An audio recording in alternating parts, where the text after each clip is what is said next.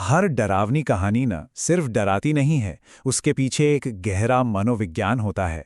तो आज हम यही करने वाले हैं। हिंदी हॉरर कहानी बरसात का छलावा की परतों को खोलेंगे और समझेंगे कि आखिर ये कहानी हमारे दिमाग के साथ कैसे खेलती है। जरा सोचिए, कहानी की सिर्फ एक लाइन, और यही लाइन पूरे डर की नींव रख देती है। एक ऐसी जगह जहां हर आवाज पर शक करना पड़े, जहां आपका अपना दिल ही आपका सबसे बड़ा दुश्मन बन सकता है। तो कहानी की शुरुआत होती है एक परफेक्ट स्टॉर्म से, और यहां मेरा मतलब सिर्फ बारिश तूफान से नहीं है। ये कहानी बड़ी खूबसूरती से बाहर की तूफान को किरदार के अंदर चल रहे इमोशनल तूफान से जोड़ देती है। मिलिए कहानी के हीरो से, टॉमस। पर वो कोई सुपर हीरो नहीं है, बल्कि हम जैसा ही एक आम इंसान है। और शायद यही बात उसे इतना रिलेटेबल बनाती है। उसकी बस एक ही जिद है, किसी भी तरह घर पहुंचना। और वो इतनी जल्दबाजी में क्यों है? वजह है उसकी पत्नी एलिजा, जो बीमार है और घर पर उसका इंतजार कर रही है। वो उसके लिए दवा लेकर लौट रहा है। देखिए, इससे कहानी में तुरंत एक इमोशनल कनेक्ट आ जाता है ना? ये सिर्फ एक सफर नहीं है, एक मिशन बन जाता है। और उसके रास्ते में कौन है? विलन कौन है? कोई इंसान नहीं, बल्कि खुद तूफान। और ये कोई मामूली तूफान नहीं है। इसे ऐसे दिखाया गया है जैसे ये एक जीती जागती खतरनाक शक्ति हो, जो उसे रोकने की हर मुमकिन कोशिश कर रही है। तो यहीं पर कहानी का सेटअप बहुत दिलचस्प हो जाता है। देखिए, बाहरी खतरा तो साफ है। तूफान है, घना अंधेरा है, और एक डरावना जंगल है जिसके बारे में अफवाहें हैं कि वो रात में हॉन्टेड होता है। लेकिन असली टेंशन कहाँ से आती है? वो आती है टॉमस की अंदरूनी कमजोरी से। उसका डर और एलिजा के लिए उसका बेइंतहा प्यार, ये सब मिलकर एक जबरदस्त साइकोलॉजिकल थ्रिलर की नींव तैयार कर देते हैं। जब टॉमस को लगने लगता है कि अब सब कुछ खत्म हो गया है, वो पूरी तरह निराश हो चुका है, कहानी ठीक उसी वक्त एक मोड़ लेती है। जब वो हिम्मत हारने ही वाला होता है, तभी उसे अंधेरे में उम्मीद की एक किरण दिखती है। इस तूफान के शोर और हाहाकार के बीच एक आवाज सुनाई देती है, एक चर्च की घंटी की आवाज। अक्सर हॉरर कहानियों में ऐसी आवाजें खतरे का संकेत होती हैं, है ना? लेकिन यहां ये उम्मीद बनकर आती है, एक लाइट हाउस की तरह जो उसे सेफ्टी की तरफ खींच रही है। या शायद ऐसा सिर्फ लग रहा है। और यही कहानी एक बहुत ही स्मार्ट मूव लेती है। वो चर्च के सिंबल को, जो कि सुरक्षा का प्रतीक होता है, पूरी तरह से पलट देती है। जो जगह तूफान से बचाने का वादा करती है, वही जल्द ही एक पिएज, एक जाल बन जाती है। अंधेरे में जो रोशनी थी, वो एक चेतावनी बन जाती है।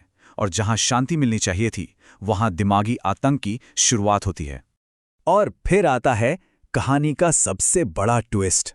नन बताती है कि टॉमस का वहां पहुंचना कोई इत्तेफाक नहीं था। उस घंटी ने उसे चुना है, उसे बुलाया है, उसके दिल में छिपे प्यार और डर की वजह से। तो ये कोई पनाहगाह नहीं है, ये एक इम्तिहान है। और जैसा कि हम जानते हैं, हर इम्तिहान के कुछ नियम होते हैं। नन उसे जिंदा रहने के लिए कुछ बहुत ही अजीब और डरावने निर्देश देती है। नियम बिल्कुल सीधे और साफ हैं। पहला, पूरी रात चर्च के अंदर ही रहना है।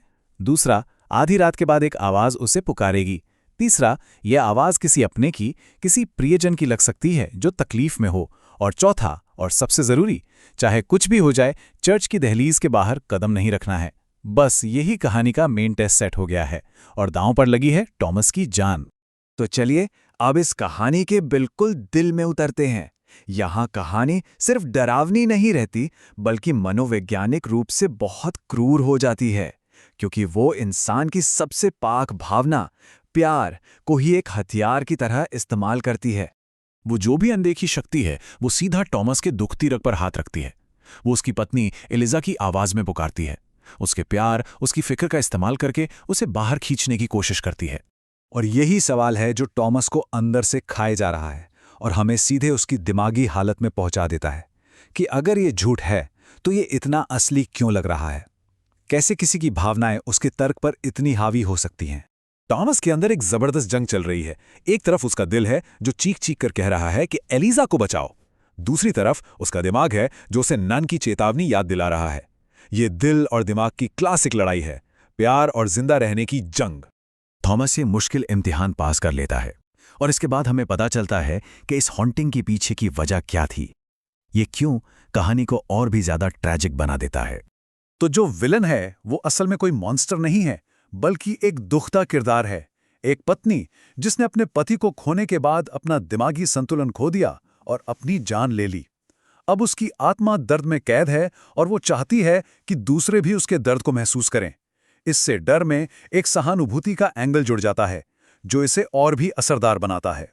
तो इस पूरी कहानी से हमें क्या सीख मिलती है? इसका असली मैसेज क्या है? टॉमस घर लौट आता है, अपनी पत्नी के पास, सेफ है, लेकिन वो अब पहले जैसा नहीं रहा। उसे ये एहसास हो चुका है कि उसका प्यार, जो उसकी सबसे बड़ी ताकत थी, वही लगभग उसकी मौत का कारण बन गया था। उस रात की यादें, वो मनोवैज्ञानिक असर हमेशा उसके साथ रहेगा। इस पूरी कहानी का जो सार है वो इस एक कॉन्सेप्ट में छिपा है, इमोशनल ल्यूर, यानी भावनात्मक प्रलोभन। ये एक ऐसा साइकोलॉजिकल ट्रैप है जो किसी इंसान की सबसे अच्छी भावनाओं को, प्यार, दया, फर्ज, उसी के खिलाफ एक हथियार की तरह इस्तेमाल करता है। और आखिर में कहानी हमारे लिए एक सवाल छोड़ जाती है। ये सिर्फ टॉमस की कहानी नहीं है, ये हम सबकी भावनाओं से जुड़ा एक सवाल है।